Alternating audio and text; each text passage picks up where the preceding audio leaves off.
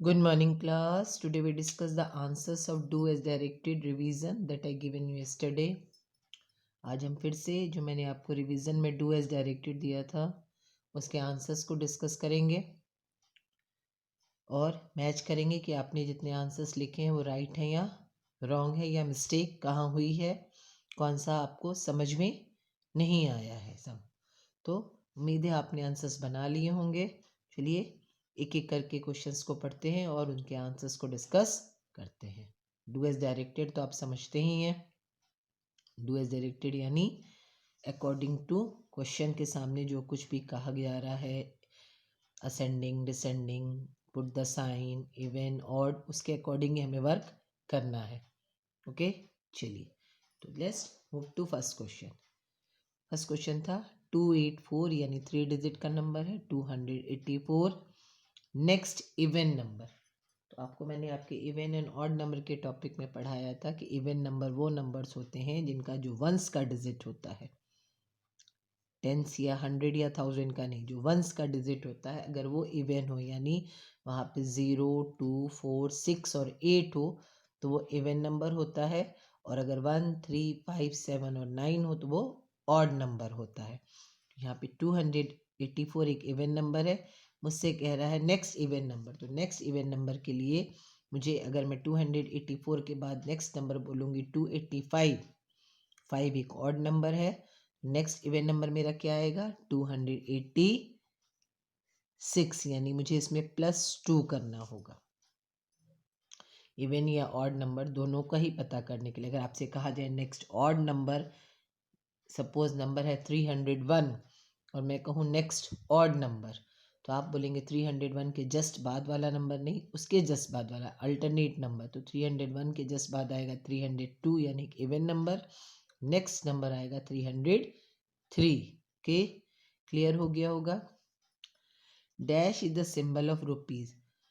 Rupees लिखने के लिए हम किस सिंबल का इस्तेमाल करते हैं? बॉलिक होता है हमारे पास, जैसे पहले RS लिखा करते थे, अब जब रुपीज लिखते हैं या आप देखते होंगे कहीं भी लिखा होता है तो वहाँ एक सिंबल आता है, वहाँ पे हम नया सिंबल है R, ऐसे उसके रॉ लिख के उसको हम कट कर देते हैं, यानी RS ये है, RS is the symbol of rupees. Okay, ये आपको नहीं पता होगा, अब पता लग गया होगा। राइट इन वर्ड्स, ये तो बहुत ही आसान है। राइट इन वर्ड्स यानी स्पेलिंग लिखनी है, 2 डिजिट का नंबर नहीं है, देखिए 3 डिजिट का है, 1 10 एंड 100, 519 यानी 519। तो पहले किसकी स्पेलिंग लिखूं? 5 FIVE 5, 100 HUNDRED 100, 19 NINE 9 TEEN 19। Next right the number, किस में लिखा हुआ है? रोमन नंबर में आपको नंबर लिखना है। तो यहाँ क्या लिखा है? XLVI, मैंने आपको 50 तक रोमन नंबर्स बताए हैं। XL यानी 50 - 10 40, और VI 5 + 1 6, तो ये क्या हो गया 46। Okay, next face value of 6 in 569 is 6/10। तो आपको मैंने क्या बताया था प्लेस वैल्यू और फेस वैल्यू के बारे में, कि प्लेस वैल्यू वो होती है जो अकॉर्डिंग टू प्लेस चेंज हो जाती है। अगर वंस के डिजिट पर नंबर है तो उसकी वैल्यू वंस है, अगर वो टेंस पर है तो उसकी वैल्यू टेंस है, अगर वो 100 पर है तो उसकी वैल्यू 100 है। जैसे अगर कोई डिजिट है 333 तो उसमें पहले वाले 3 की वैल्यू वंस है यानी 3 वंस, दूसरे वाले 3 की वैल्यू 3 टेंस यानी 30, और तीसरे वाले 3 की वैल्यू 100 के प्लेस पर है तो 300 यानी 300। लेकिन अगर मैं फेस वैल्यू की बात करूं तो फेस वैल्यू नहीं चेंज होती है, चाहे वो नंबर कहीं पर भी हो। जिस तरह से आपका नेम नहीं चेंज होता, आपकी क्लास चेंज होगी, आपकी एज बढ़ेगी, बहुत सारी चीज़ें आप में बदलेंगी, बट आपका नेम चेंज नहीं होगा। उसी तरह फेस वैल्यू चेंज नहीं होती है। तो यहाँ पे क्वेश्चन है face value of 6 in 569 is 6/10। तो 6/10 तो उसकी प्लेस वैल्यू है, फेस वैल्यू नहीं है। तो ये आंसर हो गया false.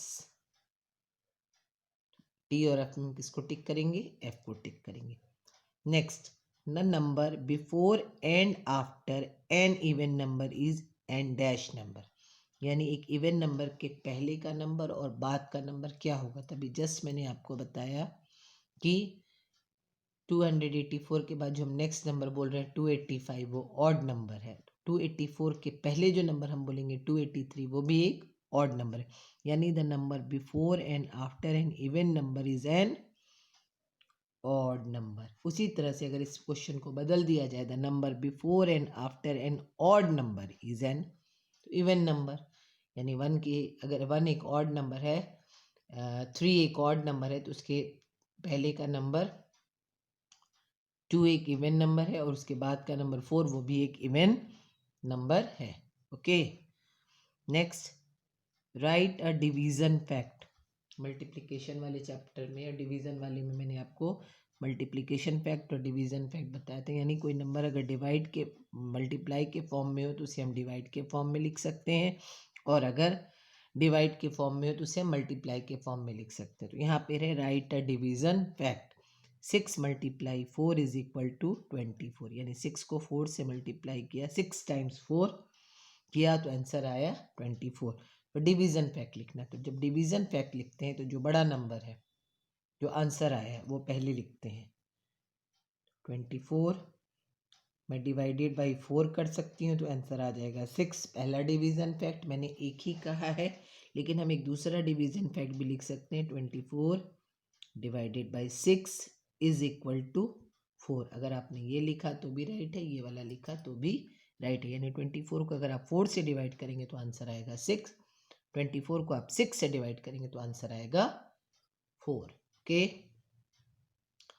The length of a pen, ये जो पेन या पेंसिल है इसकी लेंथ ग्राम में होगी या सेंटीमीटर में। तो जब मैं लेंथ की बात कर रही हूँ रूलर से करूँगी, वजन की बात तो नहीं कर रही हूँ जो मैं से तो लेंथ ऑफ अ पेन ग्राम और सेंटीमीटर, तो इसका आंसर क्या आएगा? सेंटीमीटर। राइट अ मल्टीप्लिकेशन फैक्ट, अभी जस्ट डिवीजन फैक्ट की बात की, यानी मल्टीप्लाई के फॉर्म में था तो डिवाइड, अब देखिए डिवाइड के फॉर्म में है, इसे मल्टीप्लाई के फॉर्म लिख, तो अब ये जो आंसर है ये लास्ट में चला जाएगा, जैसे कि यहाँ गया 35 divided by 5 is equal to 7। मैं पहला मल्टीप्लिकेशन फैक्ट लिख सकती हूँ 5 मल्टीप्लाई 7 इज इक्वल टू 35। दूसरा मैं लिख सकती हूँ 7 मल्टीप्लाई 5 इज इक्वल टू 35। दोनों ही राइट है, 5 टाइम्स 7 या 7 टाइम्स 5। लास्ट 1 RS20 नोट, ये देखिए मैंने RS का साइन यहाँ लगाया भी है, जो मैंने आपको बताया dash is the symbol of rupee. 1 RS20 note can be change for dash RS 5 coins. मेरे पास एक 20 रुपीज़ का नोट है, तो 5 रुपीज़ के कितने कॉइन्स हो सकते हैं? 20 का नोट बड़ा है, 5 का कॉइन छोटा है, तो हम 5 का टेबल पढ़ लेते हैं, कितने नोट्स हो जाएंगे? 5 1 जा 5, 5 2 जा 10, 5 3 जा 15, 5 4 जा 20। मेरे पास 4 5 5 रुपीज़ के कॉइन्स हो जाएंगे, यानी मैं डिवाइड करके पता लगा सकती हूँ। ओके, आपके आंसर्स राइट ही होंगे। अगर कहीं मिस्टेक हुई है तो उसे राइट कर लीजिए। Thank you.